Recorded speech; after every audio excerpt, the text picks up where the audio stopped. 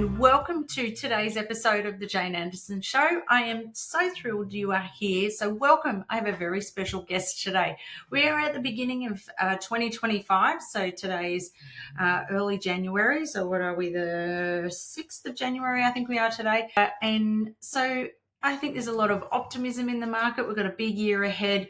I just ran a quarterly planning day online with my community, the Women with Influence community that I run.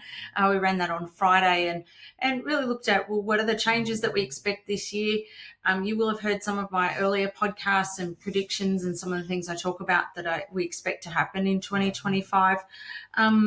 So 2024 has been an interesting year for those who have had good clients, have had been able to make sure that they have good habits and routines and rhythms in their practices. They've still continued to do well last year. They may not have grown exceptionally, but they've held their own. Some industries or some particular speakers and experts have taken the brunt of hits. However, what I have seen is where they've opened up different ways of generating revenue, diversifying income streams and those types of things. So this year, I think for those that what I'm looking at for everybody's a little bit different, particularly in their expertise, is that there'll still be plenty of demand for things like AI, and there's always still demand for productivity, leadership, resilience, all those things, trying to do more with less. But the key thing that's different this year is that there's going to be a lot more pressure on people to prove a return on investment for their programs. That's showing up in the reports from the Global CEO Survey, KPMG's Global CEO Outlook that they publish every year. So one of the things I'm doing with my community is really going through and auditing, some of their stuff to have a look at, well, how are you really capturing your ROI, making sure it's really sharp. So that might be something that you might like to think about perhaps coming into 2025 if you haven't already, and you are selling business to business. So as you know, for those who have listened to the podcast before, we step behind the scenes and typically go into having a look at a practice that is selling B2B and thought leadership and advisory type services.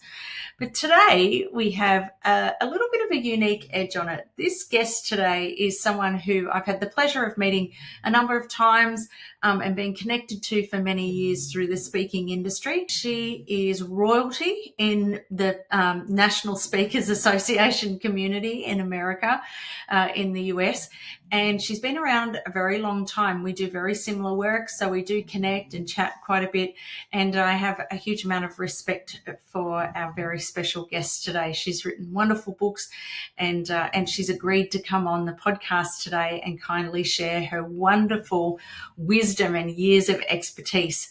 So our guest today is a woman called Lois Creamer. She is both a cheerleader and a strategist. She has well over 20 years plus experience working with the superstars of speaking as well as the superstars of tomorrow. Both groups look to Lois to help them to increase their bookings, to develop solid positioning, create a really competitive advantage, and fully monetize their messages. She loves results, and so do her clients. Her sales and marketing experience began in the United States Steel Corporation. She was the marketing director for a successful speaker as well.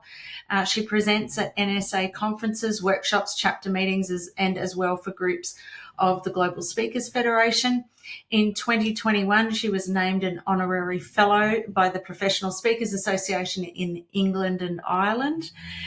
Today, Lois will be talking to us about speaking globally and in particular in the US. I've asked her to come on because we do have people who are particularly women in our community who are interested in going global or stepping outside of Australia. The speaking industry in the US is slightly different than here, and you have to obviously lose a bit of time getting over there and back. So it's not always for everyone. However, if there's anyone we're going to talk to about it, it's going to be Lois. So please welcome the one and only Lois Creamer. All right, Lois, thank you so much for joining us today. I cannot tell you how thrilled I am to have some time with you, and for our audience.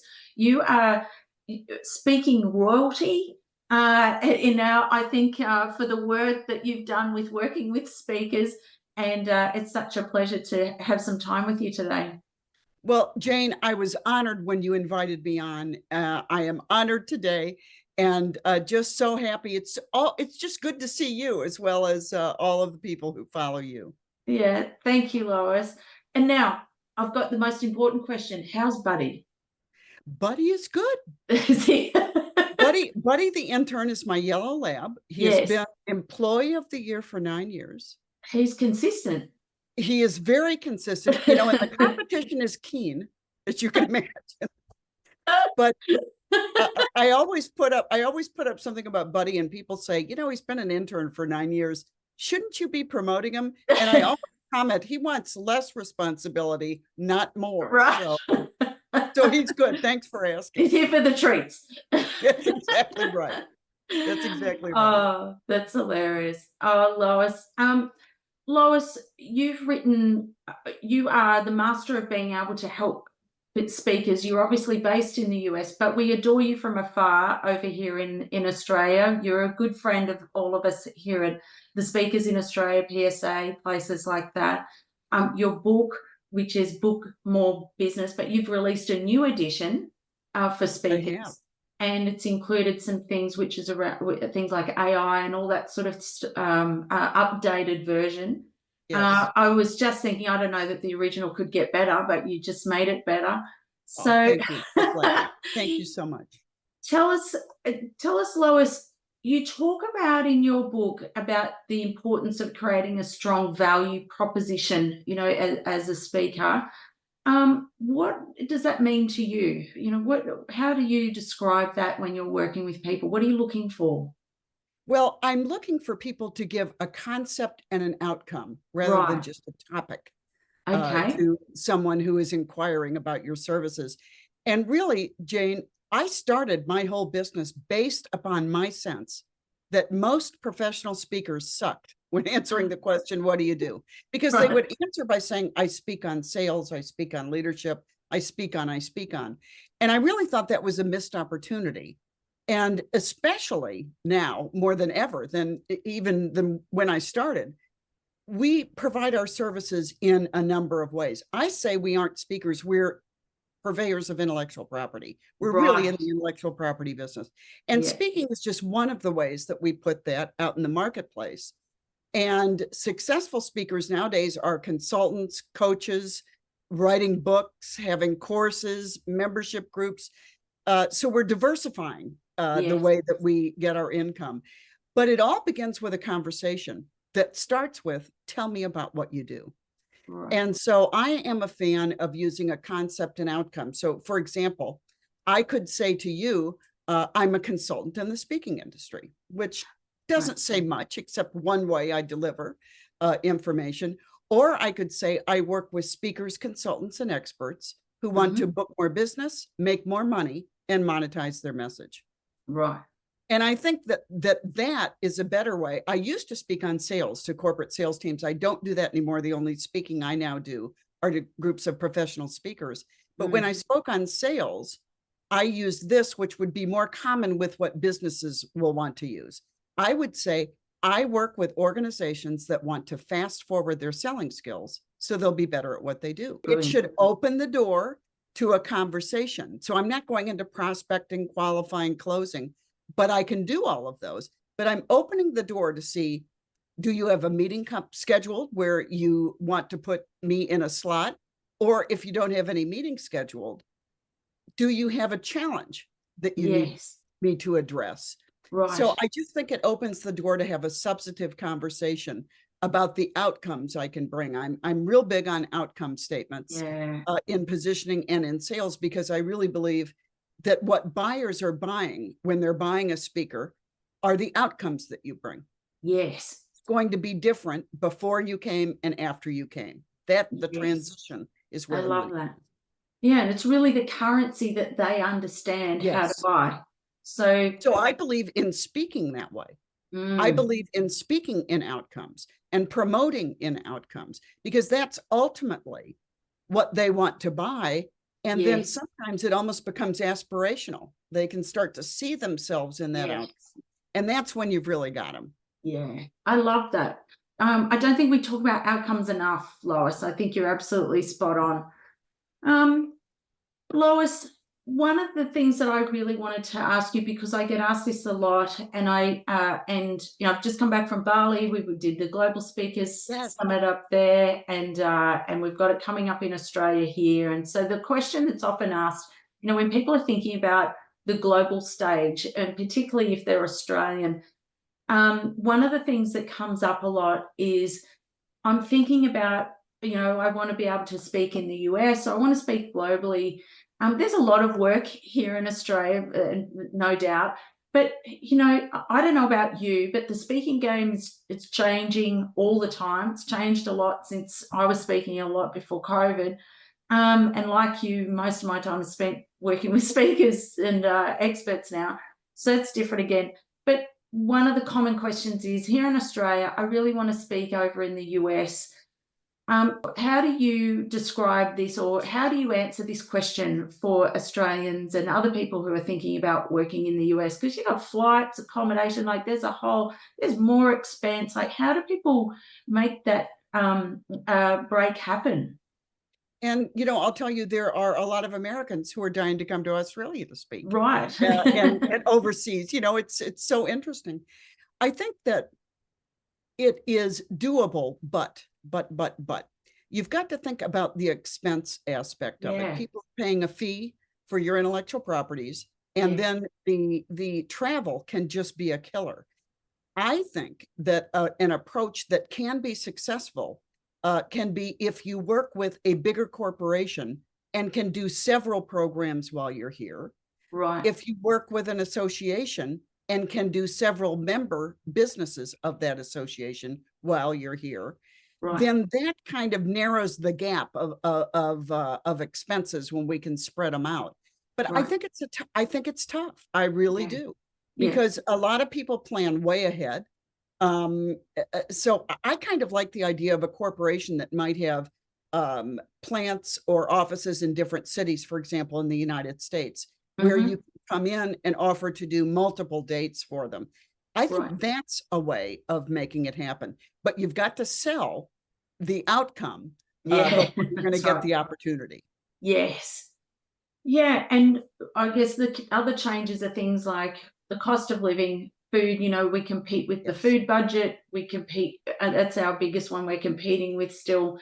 We've had also the cost of flights has only just come down a little bit from Australia to the US. So there's a lot of extra factors that people sometimes are having to, well, client, why wouldn't I just get if we've got our conference in Vegas, why wouldn't we just get the expert who can speak on that, who is flying from Denver or LA or whoever? Why would they fly us out from Australia? So we'd have to, really have a strong value proposition for that. I think so. My sense has always been, Jane, and I would love your thoughts on this. My sense has always been that the buyers really are looking for expertise, a specific expertise applied in a specific market. Right. If you have that, I think you have the keys to the kingdom. You're not a generalist. They are looking for specialty. Yes. And I think that people are willing to pay more for that. Right. And it can be counterintuitive to a lot of speakers early in their career, because they think, if I cast a wider net, I'll gain more interest. And the opposite is really the truth. So I think being as specific as you can, going as deep as you can, and I'm real big on target marketing. What industry can you really impact, and where can you go deep? When I spoke on sales, I did a lot of work in the financial services industry. And I had a bureau here in the States who booked me once in a while. And I always say that getting bookings from speaker bureaus are like manna from heaven. I love it, but I don't count on it. That's right. So financial services is where I did my sales and marketing. But they would book me, for example, in the Flag Manufacturers Association of the United States. Right. Now, I did an event. They were happy, but I didn't come home and start looking at other flag manufacturers. I went to financial services. Yes. So I think that is that's key. And I think that is not just a trend. I think that's the way it's going to be. Yeah. And you're spot on, Lois, because I think that's certainly noticeable, when you go over for us that go over to visit at Influence, and, we see the conversations and attend a lot of those sessions there.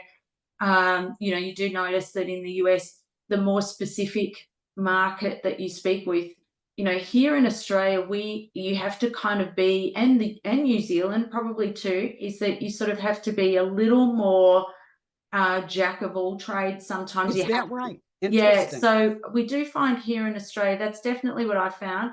But for those speakers who are prepared to go that little bit more niche, and who are prepared, like, here in Australia, you probably struggle to find someone doing a lot of speaking who is an expert in leadership in hospitality, for example. Okay. Whereas, over there, you've got, Deborah Gardner, who, will keep pretty busy because, she's often in those sorts of spaces. So here in Australia, you probably wouldn't be as busy. You'd be very busy with training, and that would keep you pretty occupied, in advisory services and those types of things. But you would have to, here you probably have to elevate the message a little bit to be able to move across markets and still get that as an income stream.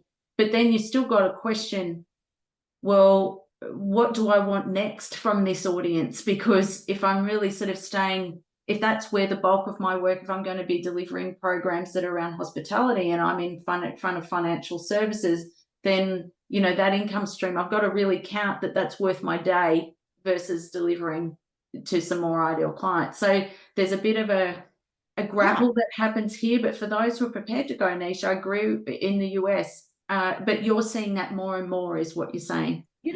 I am. I also think another big thing about target marketing, and I'll tell you, I've been doing a lot of speaking at chapters of NSA here in the States and in Canada because of this new edition of my book that's been released. Inevitably, when I do, someone will come up to me. A newer speaker will come up to me, and for example, I had a gentleman who came up and said, I have a program on customer service I'm excited about. And I said, where do you think that would make a big difference? And he said, anyone who wants a real culture of service would love my program. And I said, well, let's go call everybody and see if they're interested. Exactly.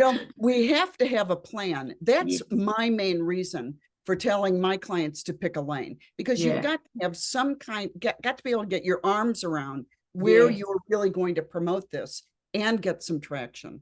Yeah, but it's great advice, Lois. Because you're far more easy to refer or to be referred, aren't you? Like they go, you're more top of mind too. So the speaking just generates speaking. Lois, this has been a particularly tough year here in Australia for speakers that we've seen. Those who are really good speakers, or those who have been around a long time, even have noticed it, and they've had to get more creative in their value proposition and how they get their speaking to work. Unless you're an AI speaker, certainly they've been able to pick up a lot of work. But my question to you is, what do you think the speakers landscape looks like from your perspective into the US in 2025? What has this been? Well, what has this year been like? It's been a tough year for us, but maybe not for you. And what do you think will go? Where do you think it'll go next year? Well, it's been a good year. 24 has been a good year for us because our economy has gotten better. Yeah. And I just did a report. You can read it on bookmorebusiness.com. I just did a report, a market intelligence report, which I put out every 2 months. Yeah. And the insiders are predicting 25 is going to be a record year for speakers here in the United States. It's because our economy is getting better. People are more willing to open the purse strings. What is interesting, though, lead times have never been shorter.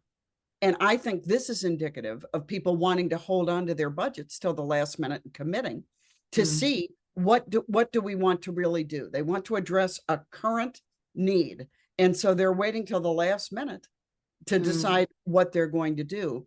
I've been telling my clients for the last few years something that I think is very important. I have a chapter in my book. In fact, it's the last chapter in my book called Aftercare.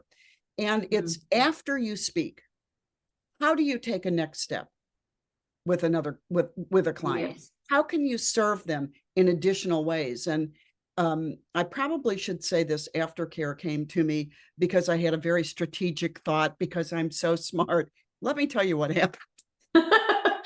I was talking to an organization, corporation, sales corporation in LA. They had loved everything free I gave out, Jane, when I was speaking on sales.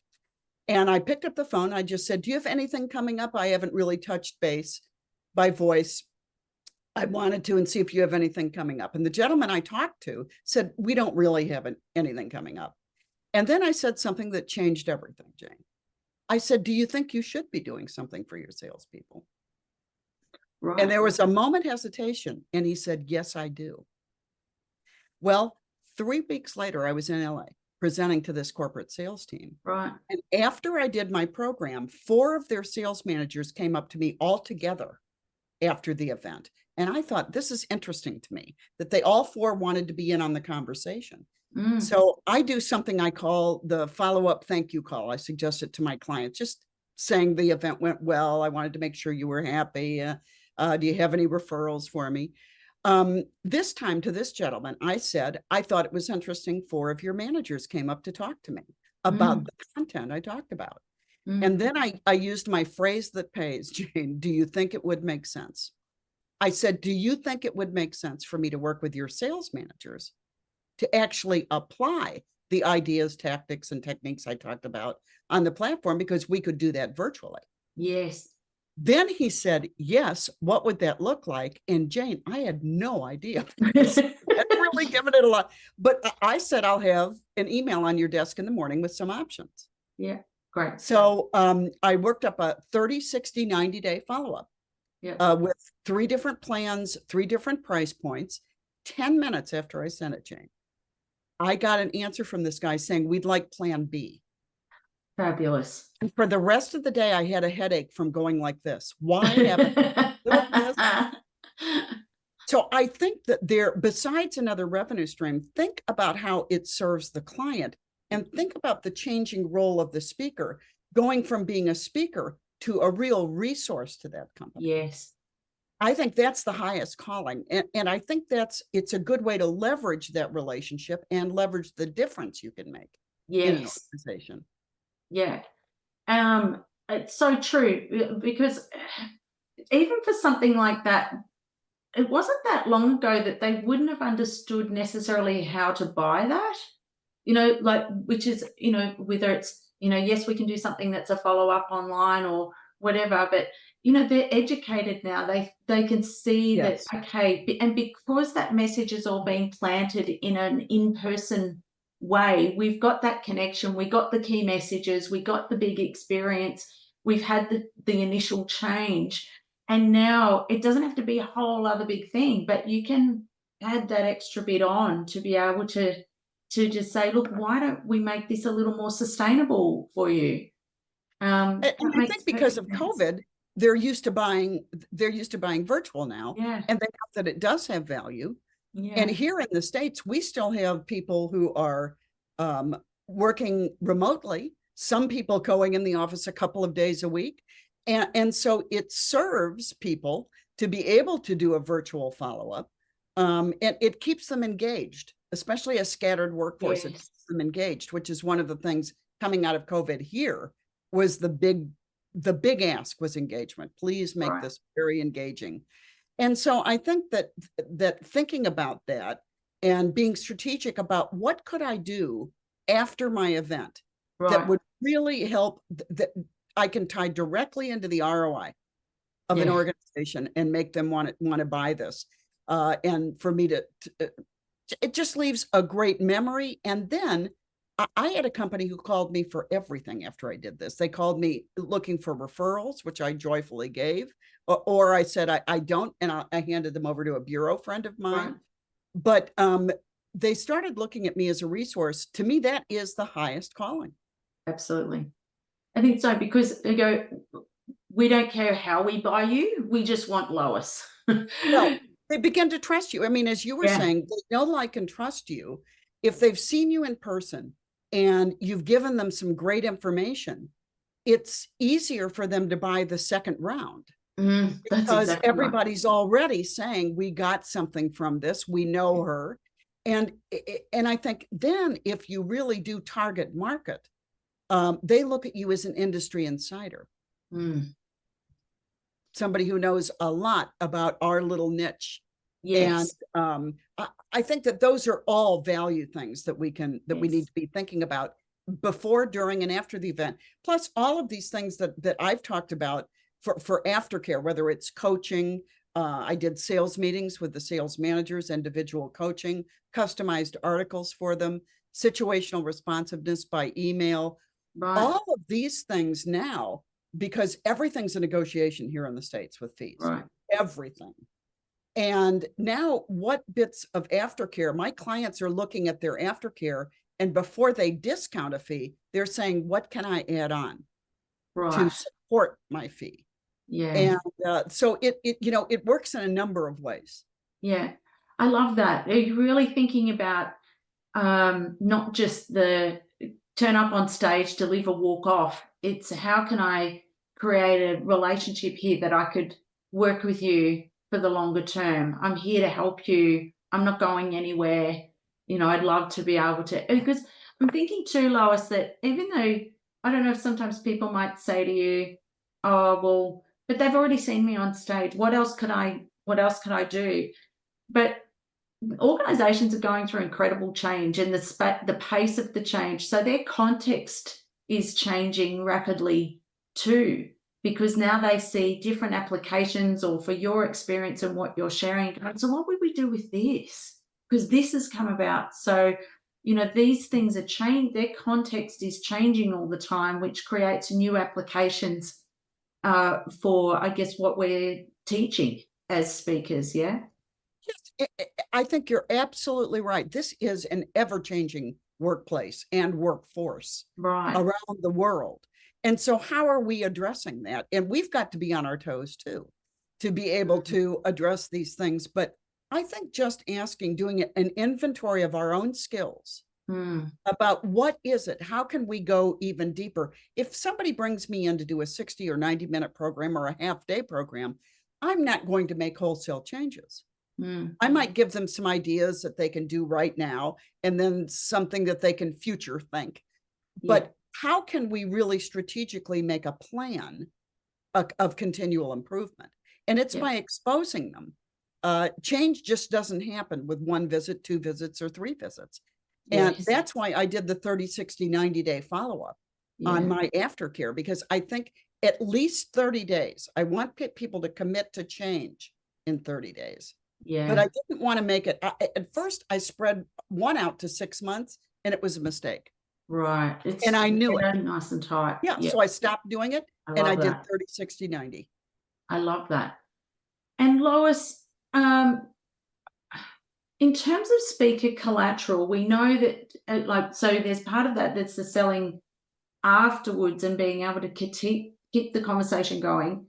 Coming back around to the speaker collateral, the speaker kits, the show reels, the one-pagers, those sorts of things. Do you see any of those things changing, or is there anything in particular that you're seeing that's working better in terms of being able to help people get onto more stages, or is it still pretty much the same? I think it's pretty much the same. I kind of tell my clients to go back to basics. Whenever I begin working with a client, a positioning statement is the first thing we work on, because you have to be able to answer the question, what do you do? To begin to open the door to opportunity. Then I say a one sheet or a core offering sheet. What are the big outcomes of the offerings that you make? And let them kind of see and digest it. And then that core offering sheet actually becomes a script when you list speech with outcomes under it. I think that this is incredibly important. Video has never played a more important role than it does now. Buyers want to see you before they buy you. The good news for speakers is that more and more people are filming than ever before. And so, which brings 2 things you need to be concerned with. Number 1, are you protecting your intellectual property? That's number 1. And number 2 is, how can I leverage that for a continuing relationship? And so I think that video is very important, but you be updating your videos. Let people see bites of it. I like YouTube shorts, and buyers do too. Okay. I think that you need to be able to, I say this to speakers all the time without them getting mad, Jane, but you need to be able to use, we need to be able to use an economy of words to describe what we deliver. Right. Because that's the way people like to buy. Yeah. And I like them to be asking the questions, and it lets me know how deep they want to go in understanding what I can deliver. Right. Great. I love that, Lois. So I love that, the economy of words. So being able to put those in all those pieces, and so that they can consume video, I agree with you, is a big one. I remember Connie Podesta attending her session at PSA, at Influence for PSA. I think it was in Phoenix. And she did this fabulous session, which was about the videos to have on. She talked about, and she's still got it on her website. I still tell my clients about it. We still talk about Connie a lot, actually. She probably doesn't know that. But she's such a fabulous shining example, isn't she? Of, yes, she's got her fabulous video page, which is almost like a little mini YouTube channel that she's got there of, here's what I look like on stage. Here's what I look like with piece to camera. It's that energy and essence that, the beauty of who she is, to get that feel. It's almost like you've got to do a mini YouTube channel even in your website. Is that, do you think? It's all about making people comfortable and confident to buy into. Yeah. That's what this is all about. I always say in a 3 or 4 minute preview video, somebody's not going to understand the depth of my expertise. What they really do, they're looking at your energy, your style, and do people seem to be listening to you? Right. And I think to be able to show yourself on a number of different stages in front of different types of audiences, and also think about who do you want to be speaking to? If I want 1,000 people in a room, I need to have some video of big audiences. If I'm looking for more intimate things, well, I'd want to mix. A mix is always the best. Yes. And that's what Connie does. But I think speaking to the current challenges is easier if you target what you do. I think market intelligence is easier to do if you target what you do.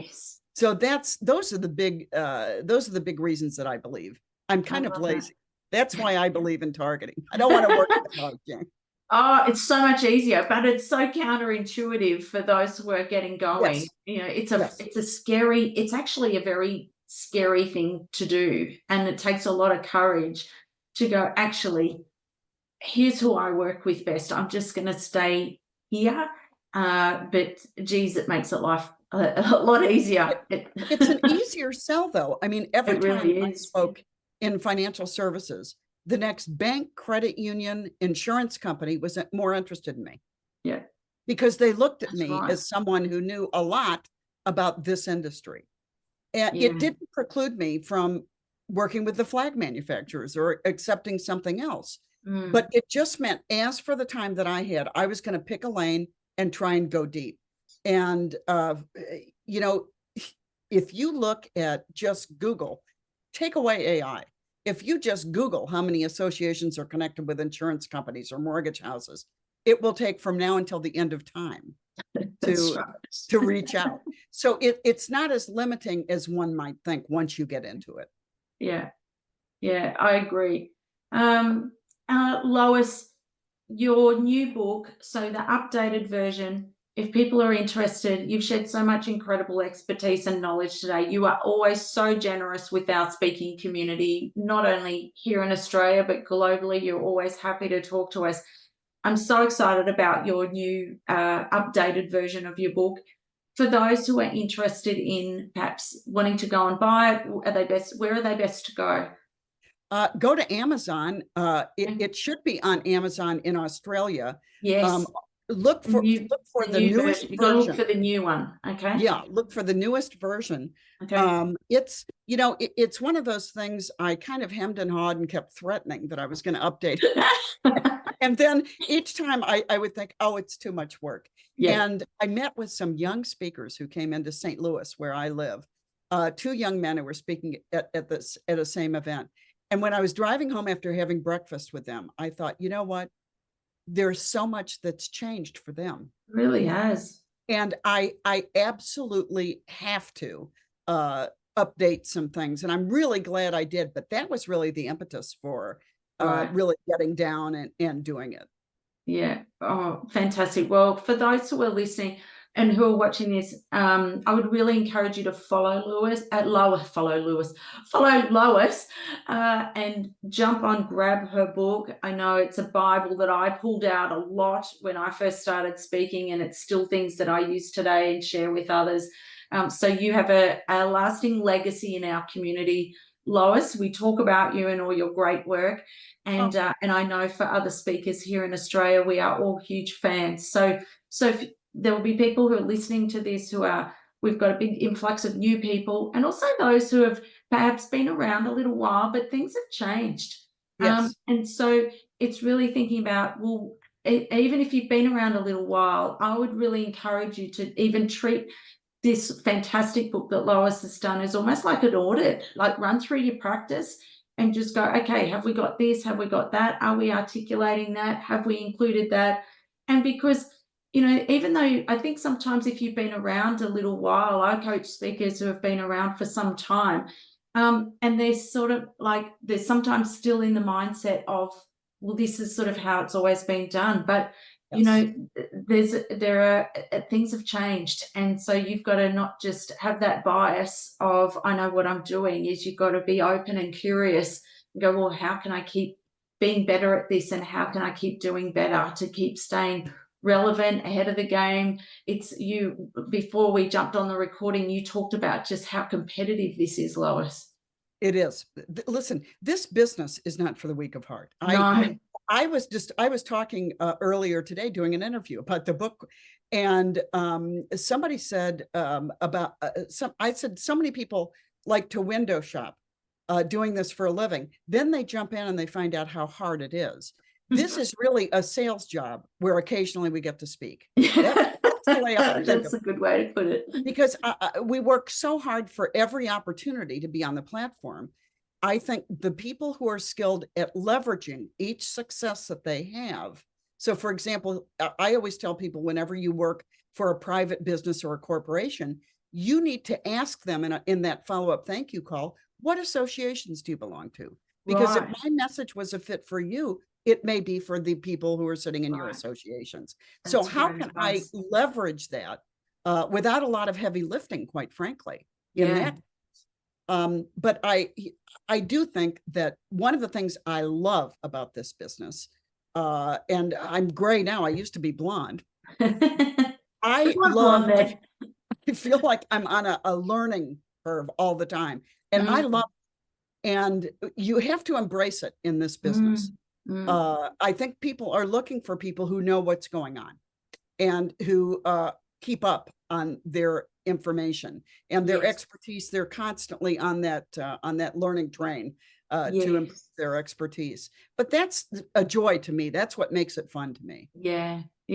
Well, Lois, we're so grateful for your time today. Thank you for sharing all your wisdom and expertise. For those who are listening, make sure you jump onto Amazon.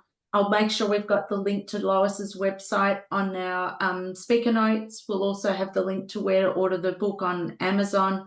And if people want to reach out to you, Lois, where's the best way to go about that?